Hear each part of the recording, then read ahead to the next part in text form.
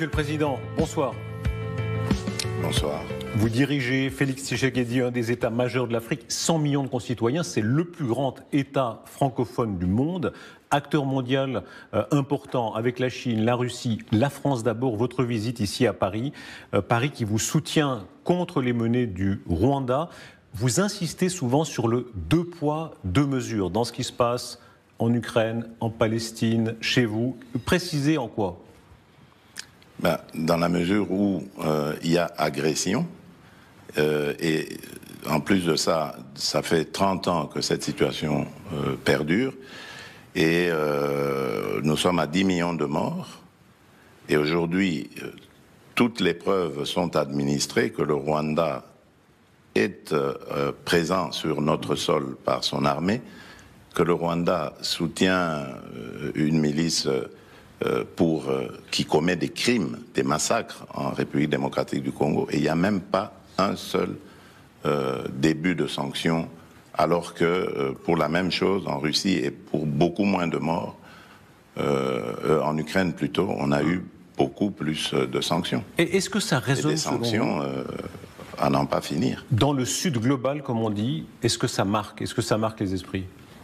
Cette différence, selon vous? Bien sûr, mais il y a un sentiment d'injustice et surtout de mépris vis-à-vis de nos victimes. C'est ça qui joue parfois sur la diplomatie, sur la considération qu'ont les Africains, par exemple, vis-à-vis des politiques occidentales. Et c'est très mauvais parce que ça nous met mal à l'aise, nous qui voulons l'amitié, la coopération avec tout le monde. Le lien personnel avec Emmanuel Macron, c'est un président qui connaissait l'Afrique déjà avant. Est-ce que ça compte? Ça, je ne sais pas. Il faudrait peut-être lui demander. Vous l'avez observé, vous? Ce qui est vrai, c'est que nos relations sont excellentes. Donc, je n'ai pas à lui demander s'il avait l'expérience de l'Afrique ou pas. Je suis africain. Dès le premier jour, il m'a considéré comme un ami, parfois il dit même frère. Donc voilà, il n'y a pas de raison de douter de son approche positive et respectueuse vis-à-vis de l'Afrique. Il y a eu quand même un moment atypique, c'est la visite allée, si j'ose dire, quand lui était à Kinshasa, qu'il est allé dans le quartier de Bandal avec aux cris de « ici c'est Paris ». Voilà. Est-ce que ça, la bière, la fameuse bière, de quelques minutes, mais ça a marqué, est-ce que c'est encore présent dans les esprits au Congo? Oui, en tout cas des ressortissants de la commune de Bandalungwa, de Bandal, donc pour dire les choses comme ça. Donc oui, c'est sûrement encore présent, mais bon, la vie continue. Il y a ces aspects-là, et en même temps, on a le sentiment qu'en général, pas au Congo spécialement, mais en Afrique, dans une grande partie de l'Afrique, la France est de moins en moins populaire. Pourquoi ? C'est comme je vous l'ai dit, donc à mon avis, c'est sûrement dû au fait qu'il n'y a pas suffisamment de communication et d'échange entre Africains et Français. Il y a toujours ce regard condescendant vis-à-vis de l'Afrique et des Africains, et ce comportement un peu paternaliste, qui consiste à croire que eux savent de quoi nous avons besoin mieux que nous. À quoi vous le voyez? Exemple. Et donc c'est ce sentiment que nous avons, mais voilà, par exemple, aujourd'hui, on parlait tout à l'heure de l'agression dont nous sommes victimes. Nous demandons à ce que la communauté internationale se comporte comme elle le fait dans le cas de la Russie, pardon, dans le cas du conflit au Moyen-Orient. Elle nous dit non, c'est pas la même chose, on va pas le faire là. Alors que nous avons les mêmes victimes de massacres qu'il y en a en Ukraine et ailleurs. Donc, on nous dit que c'est pas la même chose. Eux, donc, savent de quoi nous avons besoin, alors que nous réclamons des sanctions. Donc, et cette guerre, elle nous est imposée pour des raisons évidentes de pillage de nos minerais. Ces minerais, on sait où est-ce qu'ils terminent, donc dans les firmes des multinationales occidentales pour la plupart. Donc c'est connu et on ne sanctionne pas ni les firmes ni le pays qui s'adonne à ces pillages. Sur la France, Monsieur le Président, est-ce qu'il y a une fatalité? On voit la France qui recule avant-hier au Mali, hier au Niger, demain peut-être ailleurs. Est-ce que c'est une fatalité de l'histoire? Je crois que il y a eu un défaut de compréhension de l'évolution des choses en Afrique. Vous savez, aujourd'hui, l'Afrique, c'est une population qui est à plus de 60% composée de jeunes, dont l'âge oscille entre 0 et 30 ans. Chez vous? C'est la jeunesse, oui, chez nous c'est encore peut-être même plus. Donc c'est une jeunesse, la jeunesse c'est connu, elle est entreprenante, elle est fougueuse, et donc c'est ce qui se passe que l'Occident n'a pas pris en compte. Aujourd'hui nous vivons à l'heure du téléphone portable, d'Internet, tout se sait. Le monde est devenu un village. Donc il ne faut pas penser que les Africains, eux, ont raté le monde, ont raté l'histoire, comme a dit une certaine personnalité. Voilà, ce n'est pas vrai tout ça. Nous sommes dans l'histoire et nous faisons l'histoire. Est-ce que la colonisation pèse encore? Vous entendez ces discours à Paris de certaines personnes? J'ai parlé de condescendance, et justement je crois que ce sont les restes de ce comportement colonialiste qu'il y a eu dans le passé. Il y en a qui en sont encore nostalgiques, ou peut-être dans leur subconscient, ils le font sans le savoir. Mais c'est exactement ce à quoi nous avons l'impression. Donc nous le percevons comme ça. Et je vous ai parlé de cette jeunesse fougueuse et entreprenante. Et bien voilà, c'est elle qui explose face à de telles situations. Les anciens colonisateurs font un travail historique, notamment la France, important, mais souvent ne franchissent pas le stade des excuses. Est-ce que ça changerait quelque chose pour vous? Est-ce que pour la Belgique, pour vous, l'ancien Zaïre, la Belgique, les crimes commis du temps de Léopold, le roi Léopold notamment, est-ce que des excuses changeront les choses? À mon avis, non. Mais si elles sont faites, pourquoi pas? Mais pour moi, le plus important, c'est de réajuster le point de vue, la manière d'aborder la coopération, les partenariats, ne plus nous considérer comme des sous-hommes, mais nous regarder comme de vrais partenaires avec qui on peut faire affaire positive, constructive, et non pas toujours comme de dominé à dominant. Hein, donc, mais Monsieur le Président, ça, si c'est reconsidéré, je crois que ça peut changer les choses. Comment comprenez-vous que, apparemment, la Chine ou la Russie, qui ne sont pas des régimes démocratiques, eux, arrivent à progresser en Afrique? Mais parce qu'ils ne viennent pas avec cette approche-là. Ils ne viennent pas avec cette arrogance, cette façon de donner des leçons. Qui est frustrante en fait. Vous voulez dire que les Chinois ou les Russes se comportent mieux que nous occidentaux actuellement selon vous? Mais bien sûr, on ne comprend pas très bien les réalités africaines. Et c'est vraiment dommage parce que moi j'ai toujours dit que l'Europe par exemple c'est le meilleur partenaire de l'Afrique. Par son histoire et aussi par sa position géographique. Nous sommes deux continents qui sont très proches. Mais c'est étonnant de voir comment nous sommes très loin par rapport aux cultures. Mais comment, pardon, Monsieur le Président, comment soutenir ça? On ne peut pas comprendre qu'on vienne nous donner des leçons, par exemple, sur les droits de l'homme. Mon régime, mon pouvoir, mais il est respectueux des droits de l'homme. Je viens moi-même, je suis issu d'un mouvement politique qui s'est battu des décennies entières pour ou contre les violations des droits de l'homme. Mais lorsque nous arrivons et que il y a la justice qui arrête des personnalités, quelles qu'ils soient, parce qu'elles ont commis des fautes, et qu'on nous donne des leçons, on vient nous... Alors que ça se passe de la même manière ailleurs. Ici, en France, on a arrêté, on a poursuivi des journalistes, c'est arrivé. Mais quand ça arrive au Congo, ça y est... Peut-être en France, mais pas dans la même mesure que dans l'immense dictature chinoise ou en Russie. On parle de la RDC ici. Mais Monsieur le Président, que répondre à ceux qui vous diront, très bien, mais ça n'est pas moral. La Chine, c'est une dictature colossale. Les Ouïghours, l'apologie des crimes de Mao... Mais moi, je ne suis pas là pour parler de la Chine. Ça ne vous gêne pas? Je suis désolé. Je ne suis pas là pour donner mon opinion sur la Chine. La Chine, elle fait ce qu'elle veut de ses concitoyens. Et encore, je ne pense pas que le président Xi Jinping, président de la Chine, est là pour faire le choix de laquelle des communautés de ses compatriotes et avec laquelle il veut travailler.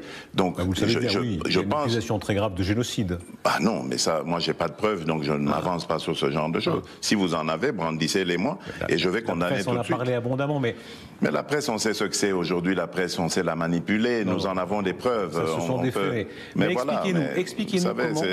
C'est un débat dans lequel moi, je ne suis pas chinois. Je ne connais pas les problèmes culturels et autres qu'il y a en Chine. Donc, avant de juger, je dois m'en imprégner. Tant que j'ai pas de preuves et d'éléments, je ne peux pas m'avancer. C'est la moindre des choses. Les faits sont là, mais est-ce qu'il est vrai que pour beaucoup d'Africains, la Chine est un modèle de développement aujourd'hui? Bien sûr, mais pas que pour les Africains, même pour les autres continents. La Chine a étonné le monde. Elle s'est à l'abri de nos regards développée en interne pendant qu'elle donnait l'impression de s'être fermée du monde. Mais lorsqu'elle s'est ouverte au monde, tout le monde, pas que les Africains, tout le monde était impressionné par cette... Ce que vous dites est vertigineux, n'est-ce pas, pour nous occidentaux, tout à coup se rendre compte que pour une grande partie d'Africains, mais pas seulement, la Chine est davantage un modèle que la France, le Royaume-Uni, etc. Je crois de développement, parce que on peut aussi s'inspirer d'autres modèles ici en France. Il y a des choses qui réussissent culturellement, technologiquement. Enfin, il y a plein de choses qu'on peut prendre en exemple.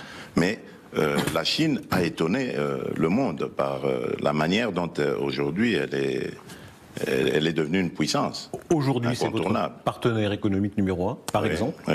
Énorme enjeu, puisqu'on va reparler notamment des minerais. Bien sûr. La Russie, vous avez condamné l'invasion de l'Ukraine par la Russie, mais vous revendiquez la liberté de traiter toujours avec la Russie, n'est-ce pas ? Bien sûr.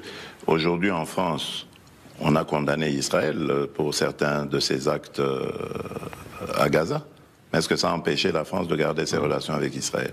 Pourquoi est-ce que quand ça arrive aux Africains, on veut les juger? On n'a pas à nous juger. Nous avons le droit d'avoir les amis que nous voulons. Et nous sommes amis à tous ceux qui veulent être nos amis.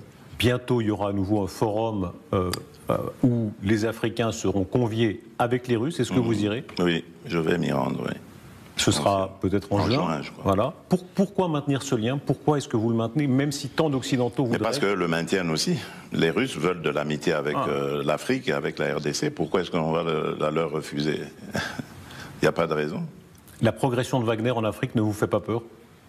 En tout cas, en République démocratique du Congo, Wagner n'est pas là. Pourquoi est-ce que j'aurais peur pour les autres pays? En tout cas, je n'ai pas vu de massacre ni de pillage de la part de chez vous, de Wagner chez moi, donc je n'ai pas à avoir peur. Le Rwanda est plus un épouvantail pour la RDC que Wagner. Qui ramassera le plus la mise en Afrique entre la Chine, la Russie, les islamistes?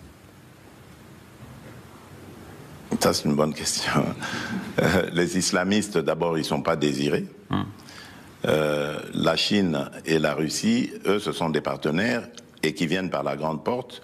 Donc je pense que c'est eux qui rafleront plus la mise. Voilà.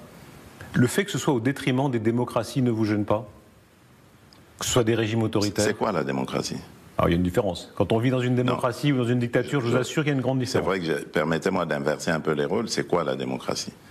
Je me suis rendu en Chine au mois de mai dernier, de l'année passée, et donc j'ai vu des Chinois à qui j'ai parlé en aparté, qui m'ont dit qu'ils étaient heureux de vivre dans leur pays et dans le système dans lequel ils sont. Qui suis-je pour aller juger ce système et dire qu'il n'est pas démocratique? C'est malheureux, ils sont déportés, arrêtés, torturés. Voyez-vous ça? Non, je ne sais pas, sincèrement.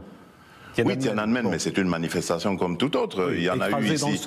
N'y a-t-il pas eu de manifestations à Paris qui ont causé des morts? N'y en a-t-il pas eu? Vous croyez vraiment qu'on a enterré les gens comme à Tiananmen au bord des routes et de cette façon-là qu'on écrase? Mais moi, vous avez des preuves de tout ça. C'est grave ce que vous dites. Est-ce que ça montre? Moi, je n'ai aucun élément pour dire ce que vous dites. Pourtant, j'ai longtemps vécu en Belgique. J'étais en Belgique à ce moment-là. Je n'ai pas vu ça. Donc moi, je n'ai pas parlé de ces choses-là. Je vous ai dit moi, je me méfie aujourd'hui des médias parce qu'on peut faire dire tout ce qu'on veut aux médias tant qu'on a les moyens. Ouais. Donc, moi, je regarde les choses avec mes yeux, pas avec les yeux des autres. Évidemment, on pensera que c'est un irrespect des victimes, parce que ce sont quand même des crimes très graves qui ont été commis. J'ai pas de preuve qu'il y a des... Vous êtes libre de penser, c'est votre liberté à vous, mais évidemment, vu d'Occident, on se dit que le Sud global est en train de faire reculer la démocratie. Mais non, quand on entend pas du tout. Mais je vais vous dire aussi une chose, puisqu'on est en train de parler de valeurs. Aujourd'hui, les crimes en République démocratique du Congo sont documentés, avérés. Et le responsable ou un des responsables est connu, c'est le Rwanda. Aucune sanction. Zéro. Mais vous venez me parler d'une situation qui a eu lieu en Chine, à l'époque où d'ailleurs la Chine était fermée au monde. Et toujours maintenant. Oui. Non, vous avez parlé de Tiananmen. Oui. À l'époque où la Chine était fermée au monde, où aucun journaliste occidental, ou s'il y en avait la liberté de filmer tout ce que vous dites, vous affirmez ce que vous voulez affirmer, et vous voulez qu'on ait une réaction beaucoup plus virulente vis-à-vis de ça, alors qu'il y a de l'autre côté des faits avérés où il y a zéro réaction. Monsieur le Président, soyons sérieux. La réalité, on ne peut pas réviser la réalité. C'est ça le deux poids deux mesures que nous reprochons à l'Occident. Mais puisqu'on parle effectivement de ce qui se passe au Congo, parlons de ça précisément. Les minerais qui sont sur votre sol, qui sont très visiblement utilisés via le Rwanda et commercialement par Apple. C'est une plainte. C'est une plainte que vous, l'État congolais, vous avez déposée, n'est-ce pas? Que fait Apple exactement? Expliquez-nous, selon vous, ce qu'il est en train de faire. Mais il fabrique des téléphones. Qu'est-ce que vous voulez? Vous avez sûrement un téléphone Apple. Ça veut dire que dans l'iPhone que nous possédons... il y a du sang des victimes congolaises. Et ça, vous en êtes sûr? Certains. C'est documenté, mais enfin, pour Apple, moi je vous est-ce que les gens d'Apple sont conscients de cela? Les gens d'Apple sont conscients de cela? Les gens d'Apple, mais maintenant, ce sont les enquêtes qui le démontreront. Mais les gens d'Apple disent, eux, ils achètent des produits propres. Or, nous savons qu'au Rwanda, il n'y a même pas 1 gramme des minerais 3T les plus prisés, là, qui sont destinés justement à la fabrication de ces technologies-là. Bon, donc, ça veut dire que ces minerais proviennent de quelque part. Et aujourd'hui, il est avéré que c'est de la RDC qu'ils proviennent. Ils arrivent au Rwanda, il y a des ONG qui sont complices avec le régime rwandais, qui commencent simplement la vérification sur le lieu d'entreposage, et non pas le lieu d'origine de ces produits. C'est-à-dire les mines congolaises, dans lesquelles on accède après avoir violenté, massacré des Congolais. Vous mentionniez tout à l'heure le lien que vous maintenez avec la Russie. On va voir ce qui se passe lors du débarquement ici, en France, si les Russes viennent, qui vient, etc.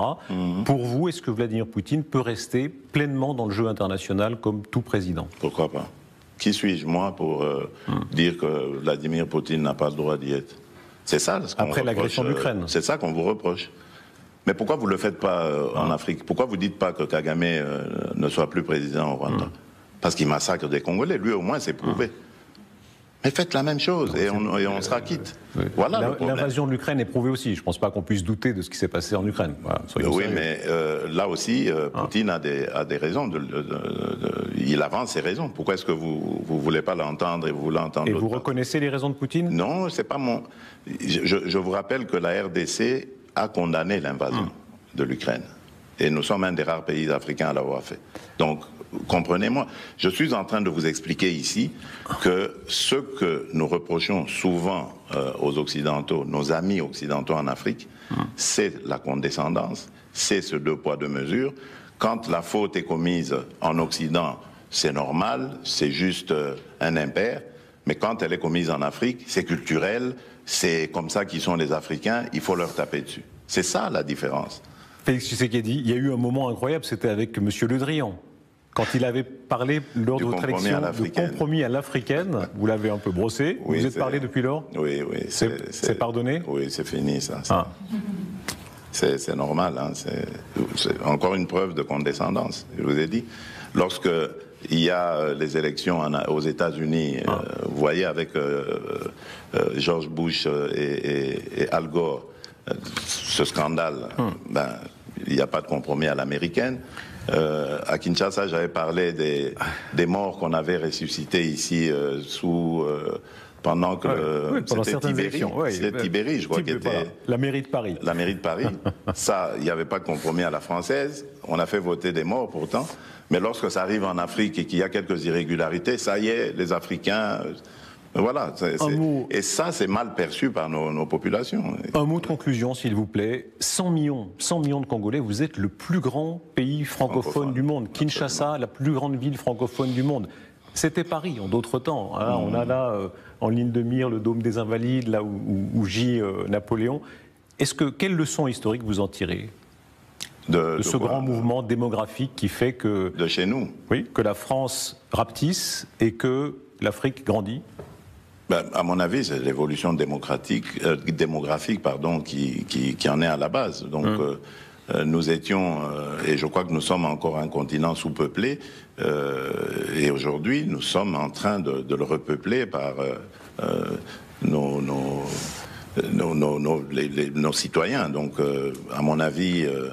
il faut laisser les choses se faire comme ça. La puissance ira avec, la puissance économique, politique, toute la puissance ira avec.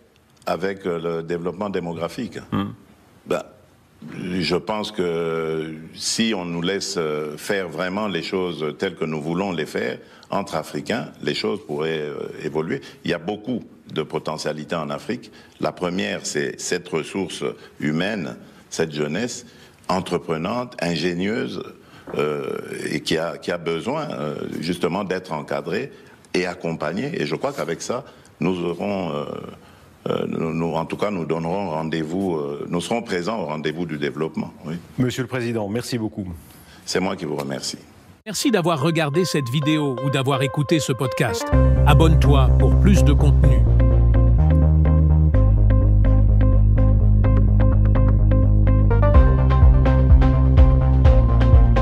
Merci d'avoir regardé cette vidéo ou d'avoir écouté ce podcast. Abonne-toi pour plus de contenu.